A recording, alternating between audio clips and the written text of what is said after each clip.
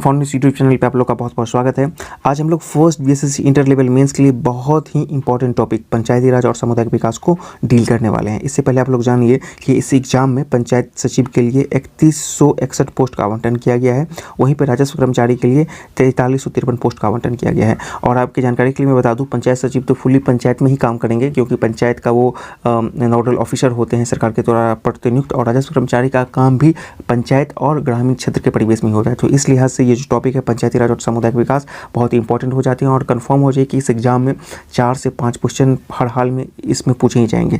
हम लोग जरा इसके सिलेबस का भी विश्लेषण कर लेते हैं। देखिए, आपके सामने first basis inter level mains का सिलेबस है। देखिए, स्पष्ट किया गया कि पंचायती राज और सामुदायिक विकास, यानी कि ये इस एग्जाम का टॉपिक का हिस्सा है कि पंचायती राज और सामुदायिक विकास से एग्जाम में सवाल पूछे ही पूछे जाएंगे। तो इसीलिए आज का वीडियो बहुत ही महत्वपूर्ण होने वाला है। वीडियो को शुरू से अंत तक देखिएगा। कोशिश ये है कि इस एक वीडियो को देखने के बाद एग्जाम में आपके पंचायती राज से एक भी प्रश्न ना छूटे। हर एक सवाल को आप बनाएं और वो जो 4 से 5 प्रश्न पूछने का जो टेंडेंसी है उसको आप निश्चित रूप से बनाएंगे, ये मेरा गारंटी है। इस वीडियो को हम लोग डील करेंगे, 3 भाग में डील करेंगे। देखिए, पहला भाग जो होगा डिटेल्स ऑफ पंचायती राज हम लोग जानेंगे। दूसरा MCQ टेस्ट, यानी कि पंचायती राज संबंधी MCQ टेस्ट होगा। और सबसे लास्ट में, वीडियो के सबसे लास्ट में, हम बीएसएससी द्वारा जो 2015 में पंचायती राज और बिहार पंचायती राज अधिनियम 2006 से जो सवाल पूछे गए थे उन सब का विश्लेषणात्मक अध्ययन करेंगे। एक वीडियो में आपका पंचायती राज से हर एक कंसेप्ट क्लियर करवा देना है। इसको आप देख लेंगे तो आपके एक भी सवाल नहीं छूटेंगे एग्जाम। रिक्वेस्ट है, यदि वीडियो पसंद आए तो इसे लाइक शेयर जरूर करें, साथ ही साथ चैनल को सब्सक्राइब करना ना भूलें। सब्सक्राइब करें हमारे चैनल एम सिंह फाउंडेशन को और बेल आइकन को प्रेस करने के बाद नोटिफिकेशन को ऑन कर लें कॉम्पिटिटिव एग्जाम की तैयारी एवं संबंधित सभी जानकारी सबसे पहले पाने के लिए। सबसे पहले हम लोग पंचायती राज अधिनियम से संबंधित कुछ महत्वपूर्ण तथ्यों को जान लेते हैं। देखिए, भारत में स्थानीय स्वशासन जो पंचायती राज का ही पूर्ववर्ती रूप है, उसके जनक लॉर्ड रिपन को माना जाता है। वर्ष 1882 में उन्होंने स्थानीय स्वशासन संबंधी प्रस्ताव दिया था, जिसे स्थानीय स्वशासन संस्थानों का मैग्ना कार्टा कहा जाता है। ठीक है ना, लॉर्ड रिपन को भारत में स्थानीय स्वशासन का जनक कहा जाता है। उसके बाद क्या हुआ है कि वर्ष 1919 में भारत शासन अधिनियम के तहत प्रांतों में दोहरे शासन, ठीक है ना, 1919 में प्रांतों में दोहरा शासन लगाया गया था की व्यवस्था की गई थी तथा स्थानीय स्वशासन को हस्तांतरित विषय सूची में रखा गया था। ठीक है, वर्ष 1935 के भारत शासन अधिनियम के तहत इसे और व्यापक और सुदृढ़ बनाया गया। ठीक है ना, ये इसके क्रम के विकास का क्रम दर्शा रहा है। सबसे पहले 1882 में मैग्ना कार्टा हुआ था लॉर्ड रिपन का। उसके बाद 1919 में जो प्रांतों में जो द्वैत शासन लगा था उसमें इसको हस्तांतरित सूची में रखा गया था। 1935 में इसमें और विस्तार दिया गया था। ठीक है ना, उसके बाद क्या हुआ, स्वतंत्रता के पश्चात 1957, यहाँ से शुरू हो जाता है मेन टॉपिक। 1957 के बाद योजना आयोग, जिसका अब नाम नीति आयोग है, द्वारा सामुदायिक विकास कार्यक्रम और राष्ट्रीय विस्तार सेवा के अध्ययन के लिए बलवंत राय मेहता का गठन किया गया। बार बार पूछा जाता है बलवंत राय मेहता, त्रिस्तरीय मतलब पंचायती राज व्यवस्था के संस्तुति इन्होंने ही की थी। ठीक है ना, तो 1957 में सामुदायिक विकास कार्यक्रम और राष्ट्रीय विकास सेवा कार्यक्रम के लिए जो योजना आयोग का जो नीति था उसके अध्ययन के लिए बलवंत राय मेहता का समिति का गठन किया गया था। उसके बाद क्या हुआ कि इन्होंने नवंबर 1957 में समिति ने अपनी रिपोर्ट सौंपी, जिसमें त्रिस्तरीय पंचायती राज व्यवस्था ग्राम पर, मध्यवर्ती यानी कि ब्लॉक लेवल पर और जिला लेवल पर लागू करने का सुझाव दिया था। ठीक है ना, नवंबर 1957 में अपनी रिपोर्ट पेश किया था। वर्ष 1958 में राष्ट्रीय विकास परिषद ने बलवंत राय मेहता समिति की सिफारिशें स्वीकार की तथा 2 अक्टूबर 1959 को नागौर जिला राजस्थान में तत्कालीन प्रधानमंत्री पंडित जवाहरलाल नेहरू द्वारा देश का पहला त्रिस्तरीय पंचायत का उद्घाटन किया गया था। ठीक है ना, और उसके बाद आपको नागौर के बाद जो है आपको आंध्र प्रदेश में किया गया था। दूसरा जगह आंध्र प्रदेश में किया गया था। तो इस प्रकार आपने देखा कि किस तरह से क्रमिक विकास हुआ। उसके बाद क्या हुआ, फिर यहाँ से तो पंचायती राज व्यवस्था लागू हो गया, फिर इसके संवैधानिक प्रावधान, इसके संवैधानिक मान्यता की बात उठी। तो देखिए, वर्ष 1993 में 73वें एवं 74वें संविधान संशोधन से भारत में पंचायती राज व्यवस्था को संवैधानिक दर्जा प्राप्त हुआ। ठीक है, तो ये बहुत इंपॉर्टेंट टॉपिक है। अब इसके बाद हम लोग देखें 73वें संविधान संशोधन के कुछ महत्वपूर्ण नियम देखते हैं। तो देखिए, ये 1992 में आया था, तत्कालिक प्रधानमंत्री बीपी नरसिम्हा राव के कार्यकाल में प्रभावी हुआ। ठीक है ना, अधिनियम 1992 है और ये प्रभावी 1993 से हुआ था। विधेयक में संसद द्वारा पारित होने के बाद 20 अप्रैल 1993 को राष्ट्रपति की स्वीकृति प्राप्त हुई और 24 अप्रैल 1993 को 73वां संविधान संशोधन अधिनियम लागू हुआ। अतः 24 अप्रैल को राष्ट्रीय पंचायत दिवस के रूप में मनाया जाता है। आपको पता है कि प्रत्येक वर्ष राष्ट्रीय पंचायत दिवस 24 अप्रैल को मनाया जाता है। 20 अप्रैल को स्वीकृति प्रदान कर दिया संसद ने। ठीक है ना, 1993 में, और 24 अप्रैल को ये पूरे देश भर में लागू हो गया हस्ताक्षरित होने के बाद राष्ट्रपति के द्वारा। और 73वें संविधान संशोधन के द्वारा ही संविधान में भाग 9 को जोड़ा गया था। आपको पता है कि मूल संविधान में 8 भाग ही थे। ठीक है ना, तो 9वां भाग आपको 73वां संविधान संशोधन के द्वारा ही जोड़ा गया था। मूल संविधान में भाग 9 के अंतर्गत पंचायती राज से संबंधित उपबंधों की चर्चा अनुच्छेद 243 में की गई है। ठीक, आपको पता है ना 243 के कई उपखंड है जिसमें पंचायती राज के गठन, उसके क्रियाकलाप आदि चीज़ों का वहाँ पे वर्णन किया गया है। भाग 9 पंचायतें शीर्षक के तहत अनुच्छेद 243 से 243(9) है ना तक पंचायती राज संबंधित उपबंध है। 73वां संविधान संशोधन द्वारा संविधान में 11वीं अनुसूची जोड़ी गई और इसके तहत पंचायतों के अंतर्गत 19 विषयों की व्यवस्था की गई थी। आपको बता दें कि 73वें संविधान संशोधन के द्वारा भाग 9 को जोड़ा गया था, पंचायती राज को, और अनुसूची 11 को। तो कभी कभी ऐसा भी सवाल पूछा जाता है कि किस भाग में और किस अनुसूची में पंचायती राज का व्यवस्था है। तो भाग 9 में और अनुसूची 11वीं में पंचायती राज का व्यवस्था किया गया और उसमें 29 विषय को रखा गया था। ठीक है ना। उसके बाद उसी वर्ष 74वां संविधान संशोधन भी आया था। तो 74वें संविधान संशोधन की जहाँ तक बात की जाती है तो ये अधिनियम 1992 ही है ये भी, और संवैधानिक दर्जा दिया गया था। और इस संशोधन के द्वारा भाग 9 को जोड़ा गया। ठीक है ना। 9 में पंचायती राज व्यवस्था, 73वां संविधान संशोधन, और 9 क में 74वां संविधान संशोधन जोड़ा गया एवं यह 1 जून 1993 से प्रभावी हुआ।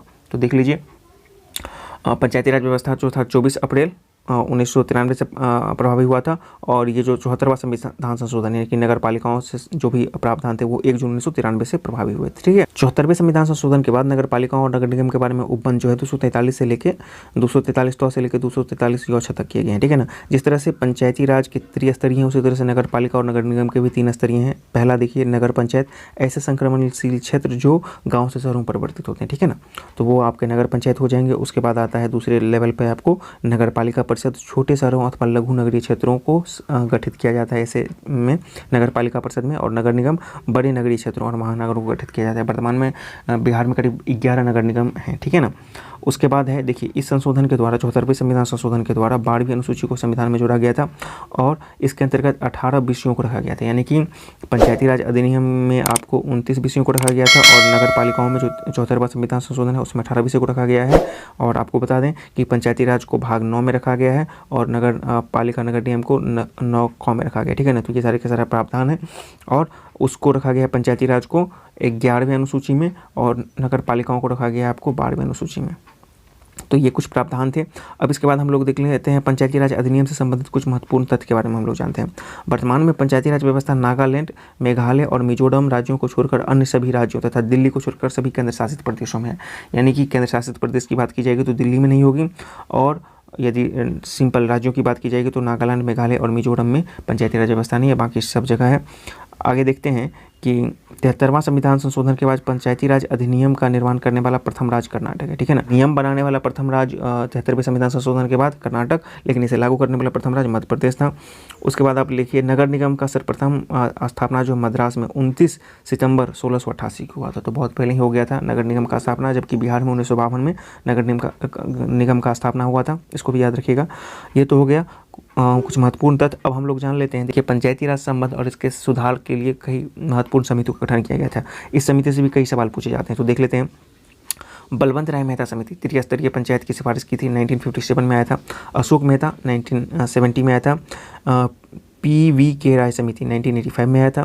ML सिंघवी समिति 1986 में आया था। और ये समिति के सिफारिश पर ही 73वां संविधान संशोधन लाया गया था। तो अक्सर पूछा जाता है कि 73वां संविधान संशोधन किसके संस्तुति पर लाया गया था, तो ML सिंघवी समिति 1986 में। उसके बाद आपका आया था 74वां संविधान संशोधन 1989 की भी पंचायती राज से ही था, और 73वां संविधान संशोधन 1993, तो आप रख सकते हैं। तो इस आधार पर आपने पंचायती राज अधिनियम से संबंधित कुछ महत्वपूर्ण तथ्य को जाना। अब अगले सेक्शन में हम लोग इसी से MCQ कुछ प्रश्नों को डील करते हैं। MCQ सेक्शन में आपका स्वागत है। पहला प्रश्न है कि भारतीय संविधान में ग्राम पंचायतों का संगठन किस शीर्ष के अंतर्गत शामिल किया गया है? ऑप्शंस बुनियादी कर्तव्य, नागरिकता, मौलिक अधिकार या राज्य के नीति निर्देशक सिद्धांत। तो आपको पता है कि पंचायती राज व्यवस्था का जो पहला जिक्र है राज्य के नीति निर्देशक सिद्धांत में, ऑप्शन 4 हो जाएगा। अनुच्छेद 40 में इसका जिक्र किया गया है कि प्रत्येक राज्य अपने यहाँ पंचायती राज संगठन का व्यवस्था करेंगे। राज्य की त्रिस्तरीय प्रणाली की सिफारिश किसने की थी? SK day, Ashok Mehta, VT कृष्णचारी या बलवंत राय मेहता। तो इसका उत्तर हो जाएगा बलवंत राय मेहता 1957। अगले प्रश्न की ओर बढ़ते हैं। देखिए निम्नलिखित में से कौन सा पंचायती राज का आधार है? ठीक है ना। ग्रामीण जनता में राजनीतिक जागरूकता पैदा करना, सरकार में लोगों की भागीदारी, लोकतांत्रिक विकेंद्रीकरण या सामुदायिक सहयोग और विकास। तो देखिए पंचायती राज व्यवस्था का जो मूल उद्देश्य था वो था लोकतांत्रिक शक्तियों का विकेंद्रीकरण, यानी कि ऑप्शन 3 इसका सही हो जाएगा। आप लोग अपने आंसर को टिक करने के लिए वीडियो को पॉज कर सकते हैं। ठीक है। अगला प्रश्न देखते हैं कि पंचायती राज योजना पहली बार कहाँ शुरू की गई थी? पश्चिम बंगाल, राजस्थान, तमिलनाडु या मध्य प्रदेश? तो इसका सही उत्तर हो जाएगा 2, राजस्थान में किया गया था 2 अक्टूबर 1959 को, और उसके बाद आपको किया गया था आंध्र प्रदेश में। ठीक है, अगले प्रश्न की ओर बढ़ते हैं। देखिए, भारत के संविधान का निम्नलिखित में से कौन सा लेख राज्य सरकार को ग्राम पंचायतों को व्यवस्थित करने का निर्देश देता है? 40 अनुच्छेद या अनुच्छेद 42, अनुच्छेद 32 या अनुच्छेद 48? आसान सवाल है। अनुच्छेद 40 अभी जिक्र किया गया है राज्य के नीति निर्देशक सिद्धांत के अनुसार।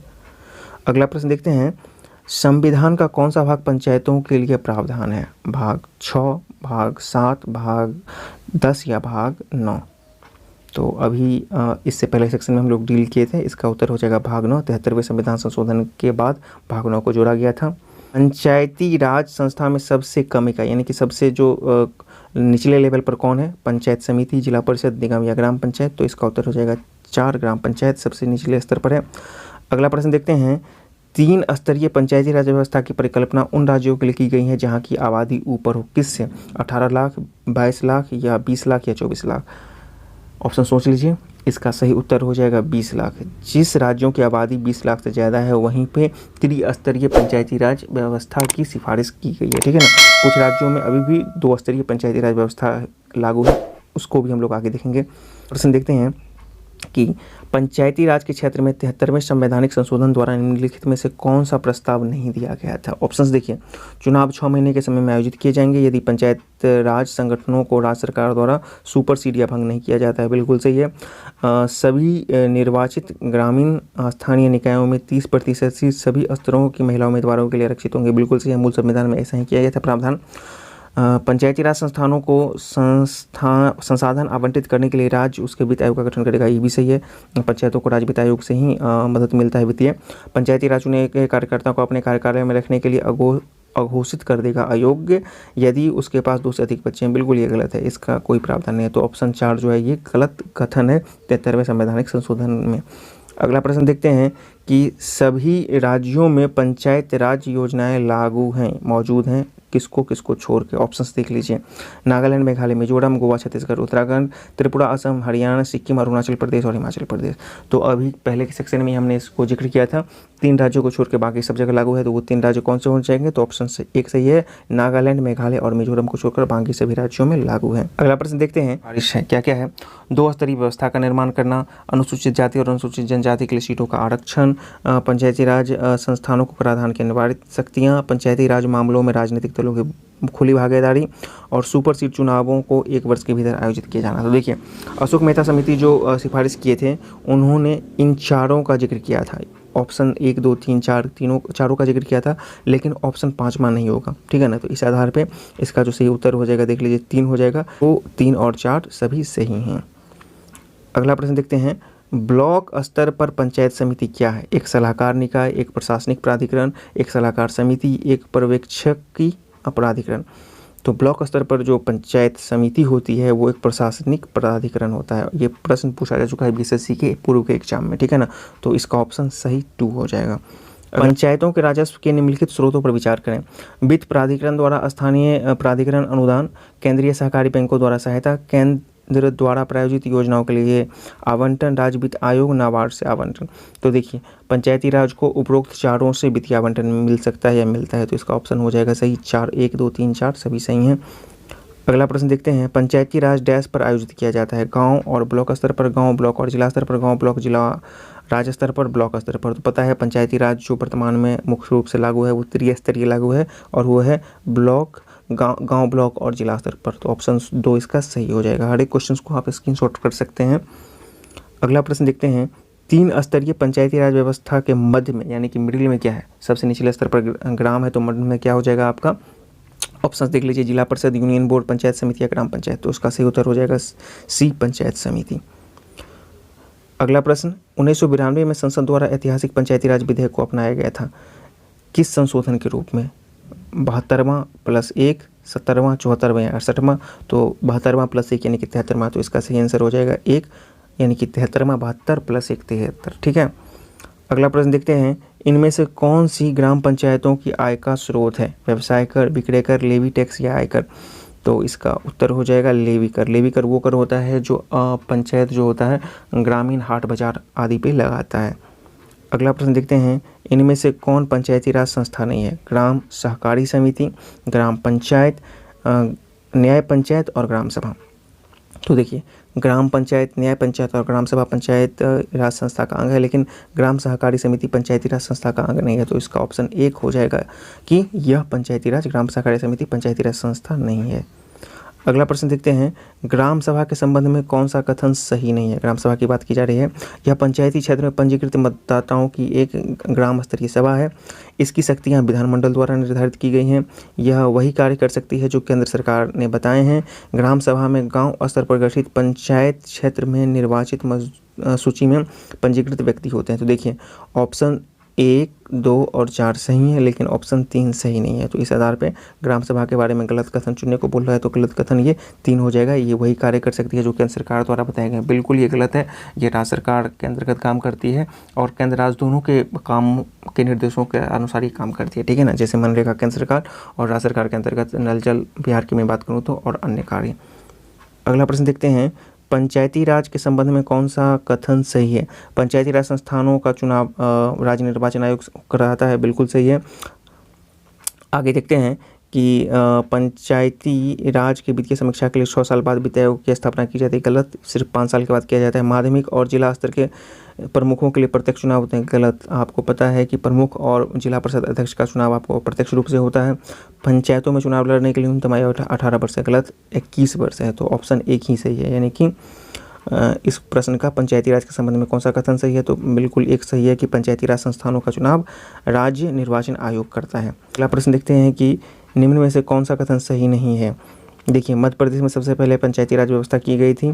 73वां संविधान संशोधन 1992 में लागू हुआ था। तमिलनाडु ने 2 स्तरीय पद्धति अपनाई है। भारत में पंचायती राज की स्थापना जवाहरलाल नेहरू ने की है। तो देखिए, जवाहरलाल नेहरू ने किया था, ये भी सही है। तमिलनाडु में 2 स्तरीय है, ये भी सही है। 73वां संविधान संशोधन 1992 में लाया गया था, ठीक है ना। हालांकि लागू 1993 में हुआ था, तो ये भी सही है। मध्य प्रदेश में सबसे पहले पंचायती राज की स्थापना हुई। देखिए, पंचायती राज अधिनियम के अंतर्गत उसको लागू मध्य प्रदेश ने तो पहले किया था, लेकिन पहले पंचायती राज की स्थापना कर्नाटक में हुई थी। तो ऑप्शन 1 इसका गलत हो जाएगा, ठीक है ना। ध्यान से देखिए प्रश्न। देखिए, भारत में पंचायती राज कब शुरू हुआ था? 1956, 1950, 1961, 1959। तो आपको पता है 2 अक्टूबर 1959 ऑप्शन सही हो जाएगा इसका। 73वां संविधान संशोधन अधिनियम 1992 क्या है? शारीरिक रूप से सक्षम वयस्कों के लिए जिनकी जरूरत और इच्छा है कृषि के क्षेत्र में कार्य करे एवं उनके लिए रोजगार तैयार करे। बिल्कुल गलत है, ऐसा कोई प्रावधान ही नहीं है उसमें। ग्रामीण क्षेत्रों में बेरोजगारी और नियोजित पुरुषों और महिलाओं के लिए लाभकारी योजना का निर्माण नहीं। जीवन का अधिकार, स्वतंत्रता और व्यक्ति की सुरक्षा गारंटी, कानून के से पहले समानता और भेदभाव के बिना सुरक्षा, गलत है। देश में मजबूत और जीवंत पंचायती राज संस्थानों के लिए आधारभूत नींव, हाँ ये सही है। आपको जो है इस प्रश्न का जो सही उत्तर हो जाएगा ऑप्शन ये हो जाएगा, देश में मजबूत और जीवंत पंचायती राज संस्थाओं के लिए आधारभूत नींव। वीडियो के तीसरे सेक्शन में आप लोगों का स्वागत है। इस सेक्शन में हम लोग बिहार पंचायती राज अधिनियम 2006 से बीएसएससी द्वारा जो अपने पूर्व के एग्जाम में सवाल पूछे गए थे, चाहे वो सेकंड बीएसएससी सीजीएल पीटी 2015 या सीजीएल मेंस 2016 या अन्य एग्जाम थे, उन सबको यहाँ पे डिटेल में हम लोग जानेंगे। यहाँ पे आपको बतलाए जा रहे हैं। पहला प्रश्न है कि जिला नियोजन एवं विकास परिषद का प्रधान कौन होता है? ऑप्शंस देखिए, राज्य का वित्त मंत्री, जिला विकास अधिकारी, जिला नियोजन अधिकारी, राज्य का मुख्यमंत्री। तो इसका सही उत्तर हो जाएगा सी, जिला नियोजन अधिकारी जो होता है जिला नियोजन एवं विकास परिषद का प्रधान होता है। प्रश्न संख्या 2, बिहार पंचायती राज अधिनियम 2006 में 2 ग्राम सभा की बैठकों के बीच अधिकतम कितनी अवधि निर्धारित की गई है? ऑप्शंस 30 दिन, 60 दिन, 3 महीने या 4 महीने। तो इसका उत्तर हो जाएगा सी, 3 महीने। अधिकतम 3 महीने का तिथि निर्धारित किया गया है, लेकिन विशेष परिस्थितियों और विशेष अवसरों पर भी ग्राम सभा की बैठक आयोजित की जाती है, खासकर राष्ट्रीय पर्व जैसे कि 2 अक्टूबर, 15 अगस्त, 26 जनवरी इत्यादि, ठीक है ना। अगला प्रश्न देखिए, प्रश्न संख्या 3, ग्राम पंचायत से चुने हुए सदस्य उप मुखिया का चुनाव करते हैं। उप मुखिया के निर्वाचन के संदर्भ में निम्न में से कौन सा वक्तव्य सही नहीं है? ये 2006 पंचायती राज अधिनियम के आधार पर है। ऑप्शंस देखिए, उप मुखिया का चुनाव मुखिया मतदाता होगा। निर्वाचन में मतों की बराबरी की स्थिति में विजेता का निर्णय लॉटरी द्वारा होगा। राज्य निर्वाचन आयोग के पर्यवेक्षण एवं नियंत्रण में ग्राम पंचायत अपनी पहली बैठक में उप मुखिया का चुनाव करेगा। उप मुखिया के निर्वाचन में मुखिया मतदाता नहीं होगा। तो देखिए, इसका जो ऑप्शन हो जाएगा 3 का, वो 1, बी और सी ये तीनों सही होंगे, लेकिन ऑप्शन 4 गलत होगा। तो इस आधार पे हमको पूछ रहा है कि कौन सा वक्तव्य सही नहीं है, तो इसका उत्तर हो जाएगा 3 का डी सही नहीं है। उप मुखिया के निर्वाचन में मुखिया मतदाता नहीं होगा, नहीं मुखिया मतदाता होगा इसके निर्वाचन में। प्रश्न संख्या 4, मुखिया 100 हस्ताक्षरित आवेदन देकर अपने पद से त्यागपत्र कर सकता है। बिहार पंचायती राज अधिनियम 2006 के अंतर्गत उसे अपना आवेदन किसे प्रेषित करना होगा? प्रखंड विकास पदाधिकारी, उप विकास आयुक्त, जिला पंचायती राज पदाधिकारी या जिलाधिकारी?